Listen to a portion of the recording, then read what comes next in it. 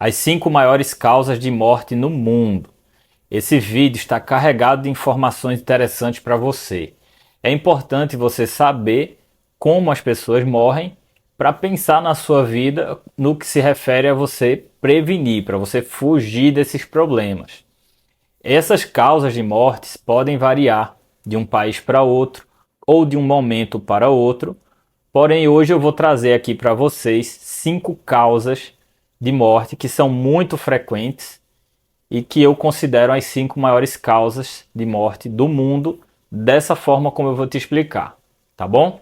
Então presta atenção que esse vídeo vai trazer informações muito relevantes para você. Para quem não me conhece, eu sou o Dr. Francisco Zacarias, eu sou médico, eu já emagreci 18 quilos e hoje eu ajudo as pessoas a também emagrecer com saúde.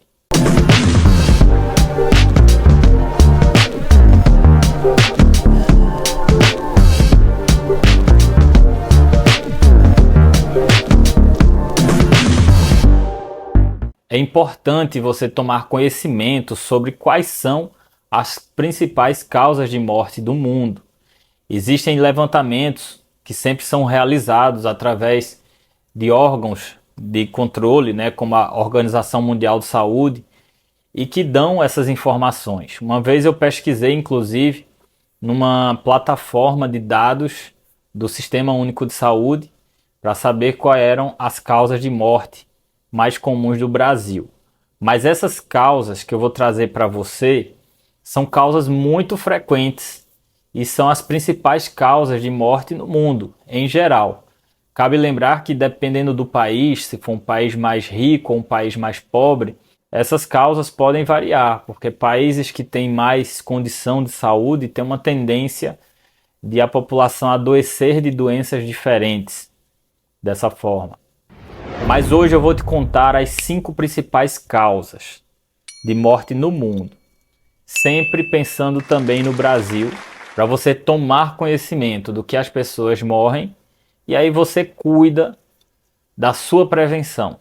Em quinto lugar estão as causas externas. Para quem não sabe, as causas externas são as mortes que acontecem por fatores externos ao paciente, à pessoa, como por exemplo os acidentes e os assassinatos. Dentre essas causas externas existem os acidentes domésticos.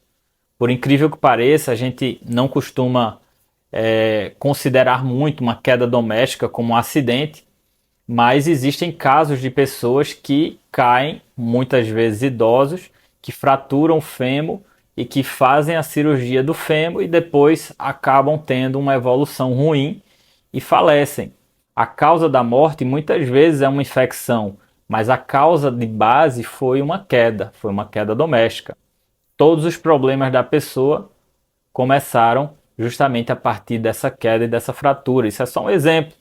Existem outros casos. Tem um caso famoso do apresentador Gugu Liberato, que foi trocar uma lâmpada, alguma coisa assim na casa dele, caiu de uma altura e faleceu por conta dessa queda. Então, quedas domésticas estão inclusos em causas externas, que por sua vez é a 5ª maior causa de morte das pessoas. Em quarto lugar estão os cânceres. Olha pessoal, câncer não é uma doença só. Existem vários tipos de câncer. Existe o câncer de pulmão, o câncer de pele, o câncer de mama, o câncer coloretal, mas os mais frequentes são o câncer de pele, o de próstata nos homens, o de mama nas mulheres e o coloretal. São hoje os 4 tipos de câncer mais comuns.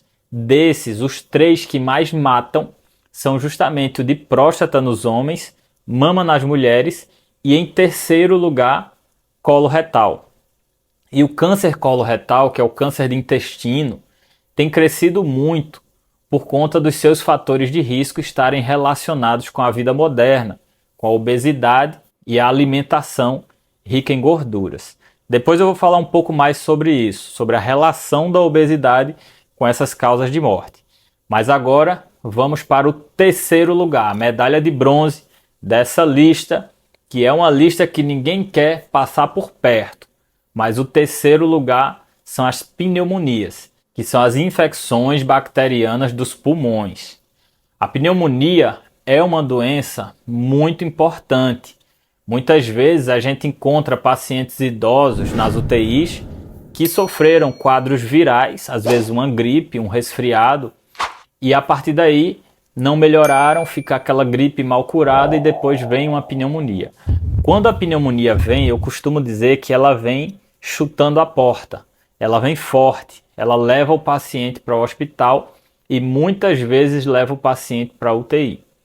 As maiores vítimas de pneumonia são idosos e pessoas frágeis, dentre as quais os obesos. Mas depois eu vou falar mais sobre isso. Em segundo lugar, a medalha de prata de hoje é o AVC, o acidente vascular cerebral. Antigamente chamava de derrame, para quem conhece dessa forma. O AVC pode ser de dois tipos. Pode ser o AVC hemorrágico ou pode ser o AVC isquêmico. O AVC hemorrágico é bem mais raro. O mais comum é o AVC isquêmico. Se não me engano, corresponde a mais de 80% dos casos de AVC. E o AVC isquêmico tem uma causa base que é a doença vascular cerebral, a doença cerebrovascular. Então, as pessoas que têm esse tipo de doença cerebral vascular podem ter obstrução dos vasos cerebrais e isso leva ao AVC isquêmico. Quando a gente fala isquêmico, é o sangue que não conseguiu passar por alguma obstrução.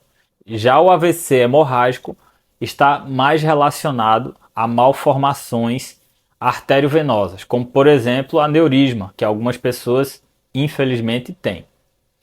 E o medalha de ouro, primeiro lugar, a doença ou a condição que mais mata pessoas no mundo é a doença cardíaca isquêmica. É como se fosse o AVC isquêmico acontecendo no coração. Obstrução das artérias do coração que irrigam o coração. E aí você pode ter dois tipos principais. Um deles é o infarto e a outra é a síndrome X, que é a doença microvascular do coração. O que é que acontece? Quando a gente fala doença cardíaca isquêmica, a gente na verdade engloba uma série de alterações vasculares do coração. Você pode ter a doença arterial coronariana, que é a doença de grandes vasos do coração, de forma estável e crônica. É aquela pessoa que tem dor no peito quando faz esforços e quando para de fazer os esforços, a dor melhora, mas não tem o infarto propriamente. O infarto é quando existe a ruptura da placa de gordura e obstrução imediata da artéria do coração e provoca uma dor no peito intensa e leva o paciente para a emergência. Ele vai lá muito aperreado, desesperado, porque a dor é progressiva e normalmente dura um tempo maior do que 20 minutos. Isso se chama de síndrome coronariana aguda, que é uma forma de apresentação da doença cardíaca isquêmica. E existe a doença microvascular, que eu já expliquei também em outros vídeos, que é quando existe o acometimento dos vasos pequenininhos, os capilares, e pode levar o paciente à insuficiência cardíaca. Inclusive, a insuficiência cardíaca tem na sua causa principal a doença cardíaca isquêmica. Ou seja, a insuficiência cardíaca é uma doença severa que mata muitos pacientes. Quem desenvolve a insuficiência cardíaca tem uma perspectiva de vida comprometida, justamente porque é uma doença muito importante. Ela surge a partir de várias condições e a mais comum é a doença cardíaca isquêmica. Além disso, a doença cardíaca isquêmica também pode levar a arritmias malignas e morte súbita. Então é uma doença muito severa e que deve ser evitada. Dessas 5 causas de morte, todas elas têm um fator de risco em comum. Você precisa prestar atenção agora no que eu vou te dizer. Causas de doença cardíaca isquêmica e doença cerebrovascular, que são as duas principais, você tem hipertensão, diabetes, alterações de colesterol e obesidade. Sendo que a hipertensão, o diabetes e as alterações de colesterol estão diretamente ligadas também à obesidade. Ou seja, o emagrecimento previne muito esses fatores de risco que levam a essas duas importantes condições clínicas que provocam a morte de milhões de pessoas todos os anos. Além disso, como eu expliquei, as pessoas obesas têm um maior risco de se complicarem com pneumonias. Então, a pneumonia num jovem magro, ela tem um comportamento, óbvio, tem que tomar o antibiótico.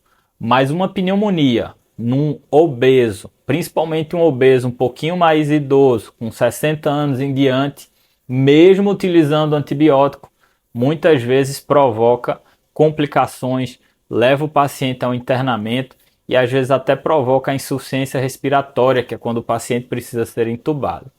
Então, pneumonias em obesos é mais grave. Então, a obesidade também é um fator de risco para as complicações da pneumonia.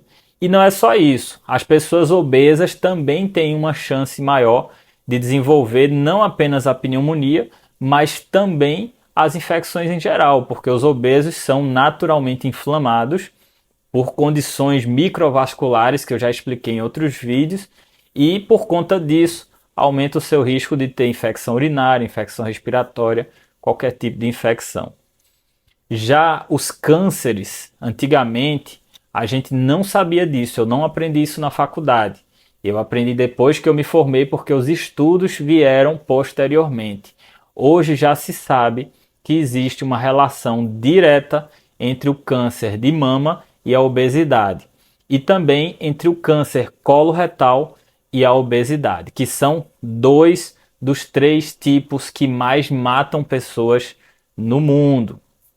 Para você ter ideia, faz parte da abordagem terapêutica do câncer de mama realizar um exame chamado imunohistoquímica, que é um exame que é como se fosse um refinamento do histopatológico que é feito pela biópsia, e esse exame vai identificar se o tumor tem relação com o hormônio estrogênio, que é um hormônio feminino produzido pelo tecido gorduroso.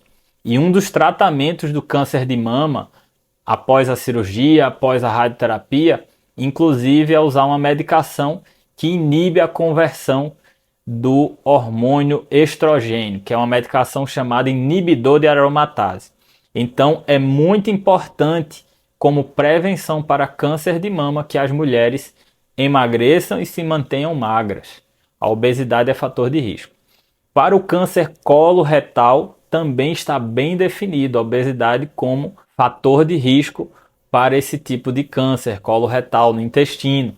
Inclusive, a incidência de câncer coloretal tem aumentado justamente por conta do aumento da obesidade das pessoas.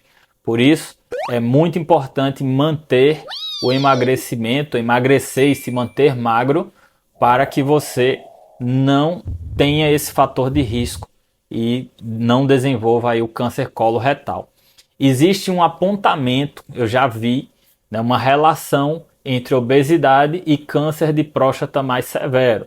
Mas isso é algo muito inicial, que é só para você saber que talvez no futuro, como os estudos da obesidade estão progredindo ainda, a obesidade é considerada uma doença recente, antes a gente não tinha essa percepção, então você talvez se surpreenda no futuro com algum estudo novo que traga a relação entre o câncer de próstata e a obesidade. E com relação às causas externas também, um obeso, principalmente um obeso grau 2, quando tem qualquer situação em que ele tem uma queda ou um acidente de carro ou qualquer coisa, um tropeço, ele tem uma tendência de se machucar e uma vez se machucando, ele pode inclusive se complicar. Um trauma de tórax, por exemplo, numa pessoa obesa pode levar a síndrome respiratória aguda grave, que é aquela mesma síndrome que foi muito falada na época da pandemia, e ela pode acontecer por outros fatores,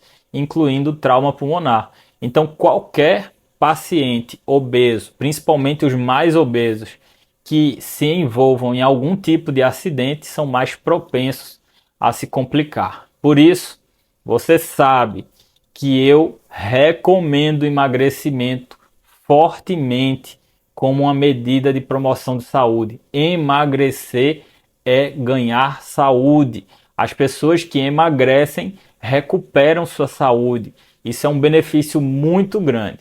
Por isso, se você está acima do peso, emagreça, porque emagrecimento é a medida de promoção de saúde mais impactante da atualidade. E se você precisa emagrecer, mas não sabe por onde começar, ou se você já fez de tudo para emagrecer e não consegue, você pode emagrecer comigo. Existem duas maneiras de eu conseguir te ajudar. A primeira é através do meu programa de consultas médicas, que se chama Emagrecimento Online. São consultas realizadas através da internet, então você não precisa sair de casa, é muito prático. Eu vou pessoalmente analisar o seu perfil, solicitar exames de segurança e traçar a melhor estratégia para você, incluindo a possibilidade de utilizarmos medicações que eu vou prescrever utilizando receituários eletrônicos com assinatura digital, tudo regulamentado e fiscalizado pelo Conselho Federal de Medicina. Ou, se você preferir, você pode fazer o meu curso, que se chama Emagreça 10 quilos ou mais, que é um curso online para você aprender a técnica do emagrecimento, a técnica que eu desenvolvi, que são os 4 passos para você emagrecer. Nele você vai ter também dinâmicas de autoconhecimento para você entender qual é o seu perfil de comportamento e aprender a lidar com suas emoções, seus instintos e assim você conseguir o melhor resultado no seu emagrecimento. É um conhecimento bem interessante para você ter, para utilizar para o resto da sua vida, tanto para você emagrecer, como também para você manter o peso. Eu realmente indico que você faça os dois, se possível, que você faça as consultas médicas e que você também adquira o curso, porque são complementares. Eu espero que eu te ajude de alguma forma e lembre, emagreça, que o emagrecimento é a medida de promoção de saúde mais impactante da atualidade.